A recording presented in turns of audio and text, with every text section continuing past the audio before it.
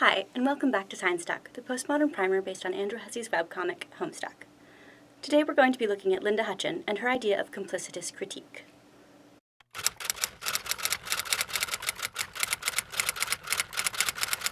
Although all the theorists we've looked at in this series have had important ideas that can be seen at work in Homestuck, Linda Hutcheon's ideas about what postmodern art was and how it could work suit Homestuck particularly well. Hutcheon agrees with the other critics we've looked at about the forces and features operating in postmodern society, but she often disagrees with them about the role of art in relation to those forces. In her own work, Hutcheon carefully distinguishes between postmodernity as a historical period and set of cultural and economic conditions, covered in the other episodes, and postmodernism. For Hutcheon, postmodernism is the artistic or cultural response to postmodernity. And this response is not just a subconscious, semi-voluntary, or unavoidable symptom of dominant forces, the way postmodern culture often is for Jameson. Instead, Hutcheon argues that postmodernism involves art deliberately speaking back to the era and conditions that produced it. Postmodernity is a ubiquitous background condition or a pattern of influences, while postmodernism refers to an intentionally cultivated set of ideas and methods for navigating and interpreting that condition. Postmodernity is like the climate of the era, and postmodernism is like dressing for the weather. And the two can be explicitly at odds. The point of a raincoat, after all, is to keep off the rain. Obviously, postmodern art is still influenced by postmodernity, but what really characterizes postmodernism for Hutcheon is a whole series of techniques that allow art to point out features and failings of that very influence in a politically charged and powerful way. And it does so not by trying to reject or break away from those conditions, but by using them in self-aware and ironic ways.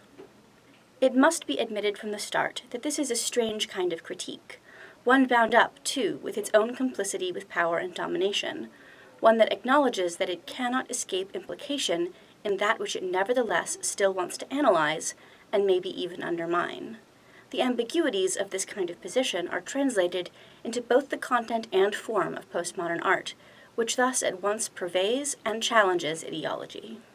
Hutcheon calls this process complicitous critique, and both components are super important.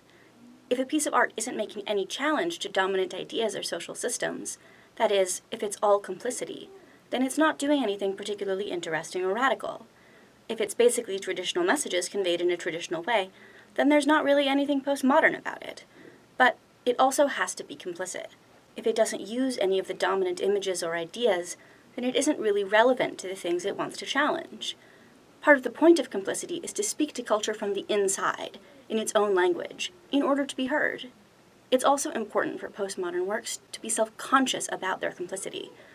Otherwise, they risk reinforcing dominant ideas in a way that totally overpowers the intended critique.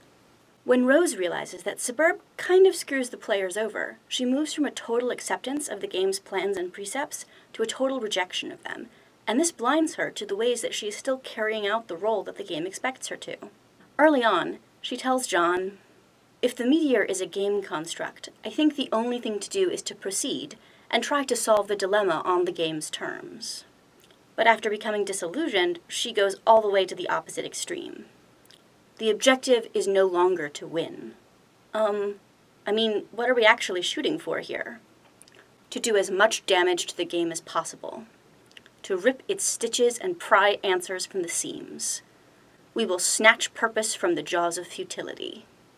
As she tries to destroy the game, the power she uses comes not from her book about the horror terrors, but from the horror terrors themselves.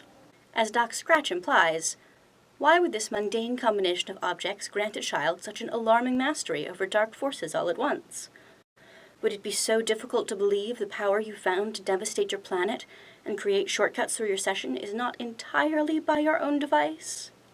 Just like Eridan and Aradia, Rose's actions are not merely her own. She is working on behalf of the Farthest Ring, which, through its association with Durst, is very much a part of the game against which Rose is rebelling. Crucially, it is specifically Rose's insistence on her own independence that makes her so vulnerable to being used by the horror terrors. Just like Eridan's insistence that he practices white science makes him an easy stooge and vector for the horror terror's power, leading to the destruction of the matriorb. It's in her game fac, of all places, that Rose hits on the more nuanced and pragmatic mindset of complicitous critique. She warns other players that, "You have just participated in bringing about the end of the world." But she also explains that, While the game you just installed is the grinding slab of rock sealing our planet's crypt, it is also your only hope to survive. She acknowledges that players are complicit, even if they don't have that much choice about participating in the game thanks to time loops. Just like people don't have a choice about engaging with dominant social forces that are all around them, they are still participating and still responsible for their participation. But what matters is not trying to erase that participation, but engaging in it wisely, with purpose, and with an awareness of the costs and culpability. In other episodes in this series, I've talked about the successful creation of Universe C and the way it coincides with the end of the comic itself, as a successful escape from the Homestuck narrative and the meta-narratives it includes and invokes. But in true postmodern fashion, my interpretation of Universe C isn't pure or unitary. Part of the nature of complicitous critique is that complicity can never be totally escaped. Universe C is, after all, still a product of Suburb, and still a producer not only of Suburb players, but of the Cherubs, and Caliborn himself. The ultimate dilemma of complicitous critique asks if anything can be truly subversive, while also highly successful, and engaged in a society dominated by capitalism, patriarchy, and so on. What's the difference between a useful degree of complicity, using insider language, and selling out, and contributing to that system? Alpha Jane uses Caliborn's own images and motifs in her fight against his servant, the Condescension, because he is the only thing that she fears. But in the end, Caliborn takes the name English from Jake, who got it from Jane, just as Jane originally took it from him.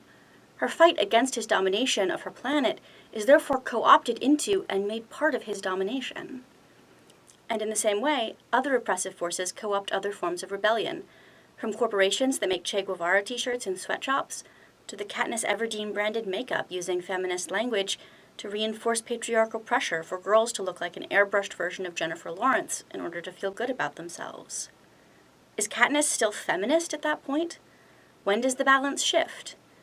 There's no way to measure numbers, of course, but crucially, culture does change over time, and art is often part of that change, slow, stumbling, and cyclical though it may be. Complicitous critique is about exactly this tension, a challenge to dominant ideas that both relies on and recreates them. Even said very ironically, it can seem like a meager attack indeed. So, how does complicitous critique actually work to challenge anything? Hutcheon discusses a variety of different techniques when she analyzes different art forms, from architecture to dance, but she focuses on novels and photography. She uses the label historiographic metafiction for the kinds of books she considers most emblematic of the postmodern. Basically, this just means that they mix fact and fiction, weaving historical settings and events with invented story elements. But what makes these texts postmodern and distinct from historical fiction generally is that they use the interplay of so-called fact and fiction to emphasize that the history we think we know is also filtered through the stories that people have chosen to tell, which records have been preserved, and the perspectives of the people originally making the records. Multiple layers of narration, texts within texts, unreliable or incomplete narration, and other techniques all cast suspicion on the way history is constructed, compromised, contorted, and cleaned up by different interests. Irony is also crucially important to this process of emphasis and subversion. Hutcheon writes that, irony makes these intertextual references into something more than simply academic play or some infinite regress into textuality. What is called to our attention is the entire representational process, and the impossibility of finding any totalizing model to resolve the resulting postmodern contradictions. Homestuck obviously doesn't have a historical setting, even if the idea of the insane clown posse in the White House feels a lot less ironic or absurd than it did in 2012. But it certainly uses multiple perspectives and multiple overlapping texts. The Vriskagram is literally a rewritten version of the comic's history. It reflects how untrustworthy Vriska is. Even though some positive events took place in the new timeline, it becomes clear in the following pages that Vriska still has all the character flaws she ever did, and that the Vriskagram slideshow is deeply biased, a rosy picture of Vriska's interaction with the other inhabitants of the meteor. But it's not only Vriskagram itself that this discrepancy casts doubt on. The images are hosted on a real Instagram account, rather pointedly reminding us that everyone's Instagram account is similarly curated. Instagram is part of our social landscape now, and a way that people create versions of their identities and histories that seem incontrovertibly true. After all, you've got a picture of it. That's proof. But those personal histories are just as heavily and deliberately edited as any other kind of record. In fact, none of these characters are supposedly even capable of speech until they receive their gift of gab badges on their kitty camper handy sashes, after ascending to literal godhood. The idea of unmediated communication is highlighted as a wildly miraculous divergence from the kinds of text that make up the previous 4,000 pages of the comic. You don't need to type through a chat client, or talk to a sprite, or traverse through a memory in a dream bubble, or wander around in an interactive game environment, or any of that stuff. You seriously never thought you would live to see this achievement unlocked. It almost feels like cheating, like conversing in God mode. For all its facetiousness, or partly because of it, this is a deeply postmodern sentiment. Gods might be able to talk to each other directly and purely, but for us mere mortals in the real world, so-called direct dialogue is never pure or simple. Language is never exact, but since our communication and even our thoughts exist in words as words, communication is never exact either. And the saturation of postmodernity with images, associations, and references, as well as the proliferation and prominence of new media formats, from movies to memes, enmeshes our communication in more and more complex webs of social and technological elements. By using elements of dominant systems, but deploying them ironically, postmodern art can show that things which appear straightforward and trustworthy, like the historical record, or things which are just taken for granted, like talking and Instagram, are actually complicated products of their individual creators and their circumstances. In Hutcheon's words, "In general, postmodernism takes the form of self-conscious, self-contradictory, self-undermining statement. It is rather like saying something whilst at the same time putting inverted commas around what is being said. The effect is to highlight, and to subvert, or subvert, and the mode is therefore a knowing and an ironic, or even ironic one. Postmodernism ultimately manages to install and reinforce as much as undermine and subvert the conventions and presuppositions it appears to challenge.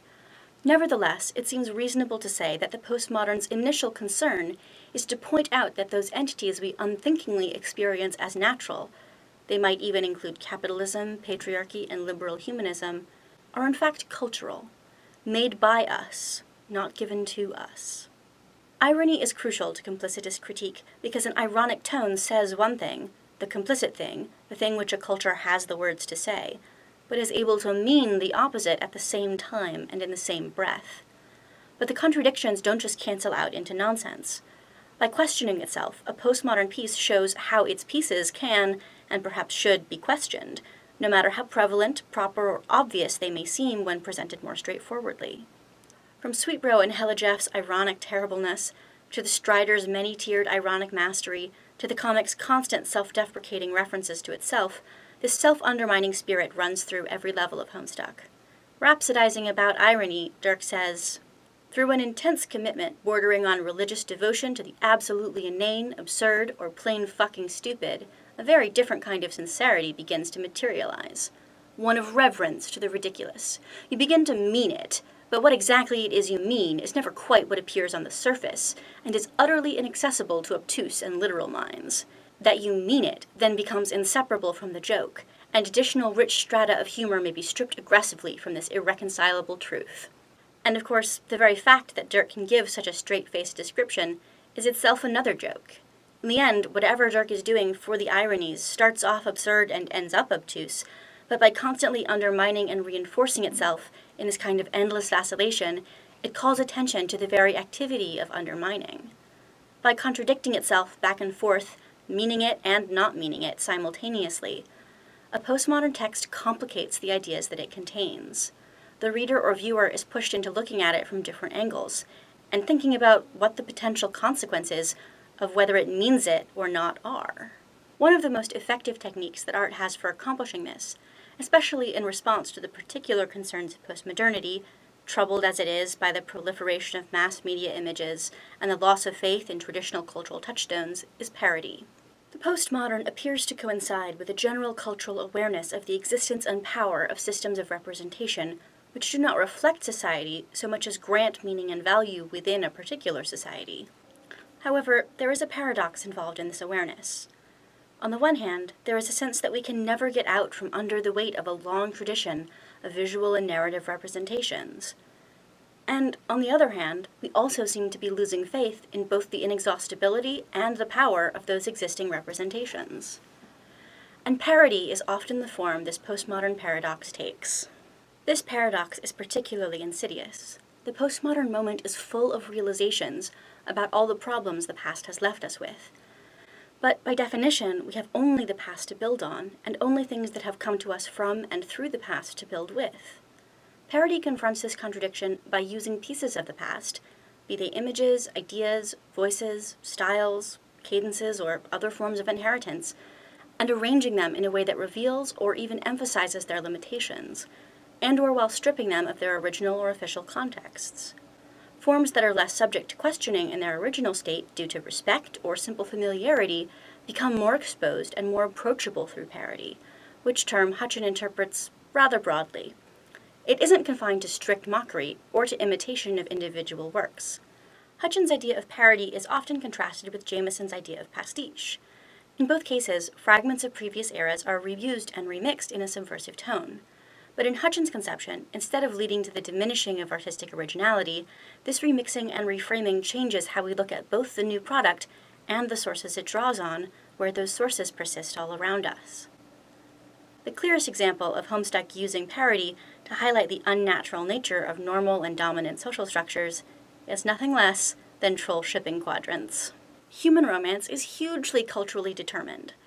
From everything as trivial as which arbitrary flowers it is associated with, to hugely damaging heteronormative and misogynistic assumptions baked into the typical narrative, to less obvious and maybe more insidious messages that romance is or should be one of the most important parts of every person's life, especially women. In some ways, the quadrant system highlights how narrow our ideas of romance can be by simple contrast. Sex and sexual attraction are central to almost any popular conception of romance in Western culture. The quadrant system directly challenges that. The quadrant system says no, pale romance is not about sex. It's about comfort, caretaking, calm, and stability, and pale romance is romance too. Pale romance is something romance could look like if we didn't assume that sexuality was naturally, inevitably, or universally part of the romantic experience. In this sense, our whole idea of romance is subverted. But Karkat's obsession with the quadrant system is also a parody of everything about the normative romance mindset. Karkat, and Alternian culture by extension, also insists that there is one right way to conduct each of these narrow relationship types. The idea that there is an ideal of romance that everyone should aspire to is very much intact, and the more specific and alien that ideal becomes, especially in the black and ashen forms of romance, the easier it is to see how circumscribed our own version of that ideal can be. He also insists that there is one perfect serendipitous quadrant mate, or two in the case of auspisticism, for each troll in each quadrant, just like Western ideas about romance obsess over the fictitious idea of the one. Even if no one uses the word soulmate, it's still important to know if he's the one. By turning the one into the five, by making it ridiculous but having Karkat take it very seriously in a very familiar way, Homestuck points out how silly and artificial that idea is. Monogamy is another idea that gets a brutally ironic takedown from the quadrant system, which explicitly allows for dating 5 other people at once, but only in different quadrants. The entire concept of quadrant vacillation is presented to us not in terms of the very sensible idea that people's feelings for each other probably won't always stay exactly the same over time, but in the context of Karkat trying to schedule a timeshare between himself, Dave, and Terezi that would prevent any overlapping non-monogamy within a quadrant. It's ridiculous, and it leads to the even more ridiculous, rightfully iconic penis Ouija scene. Karkat himself can't live up to his own ideals. He wants Terezi in every quadrant like a desperate fool, and his Dancestor, the Signless, had a love that went beyond the quadrants entirely with the disciple. In the end, instead of having a perfect complement of quadrant mates, Karkat is self-conscious but happy in a human romance with Dave. Some of our dominant ideas of human romance are reinscribed and reinforced, like monogamy. Dave says he isn't comfortable sharing Terezi with gamesy troll style, and presumably that would apply to Karkat too. But on the other hand, by giving Dave a fairly traditional, cute romance with Karkat, Homestuck also undermines heteronormative ideas about romance and masculinity. Dave's arc is about realizing that he doesn't have to live up to toxic ideas about manliness and heroism, and the more romantic, in normalized terms, his relationship with his alien boyfriend is, the more it undermines the idea that acute romance has to or should be compatible with heteronormative gender roles in order to qualify. This is complicitous critique at work. Throughout Homestuck, troll romance is both silly and serious, parody and played straight. It indulges our ideas of romance, but also reveals where the edges and absurdities of those ideas are. Now, do I think that Andrew Hussey, computer science major, convention cryptid, and all-around professional troll, has read Linda Hutcheon's academic treatise, The Politics of Postmodernism, or that he set out to make a political statement? Definitely, probably not. But I absolutely think he intended to parody common mindsets and attitudes about romance. If Carcat doesn't convince you, Aranea's even more absurd treatise on leprechaun romance, or the violent, gigantic space snakes that facilitate cherub reproduction, probably should. In using the same kinds of ironic subversion and double-voiced, wholehearted embrace of paradox, Homestuck is following in the footsteps of the more overtly political artists Hutcheon studies. Their artistic tactics and intellectual approach percolated beyond the popularity of any individual work, and reshaped the way a new generation of storytellers and readers thought about certainty, textuality, satire, and the limits of the culture around them. Despite many pronouncements since the 90s that postmodernism is over, Homestuck's ironic love-hate affair with itself, and everything it both does and doesn't take seriously, is a resounding punchline to the contrary.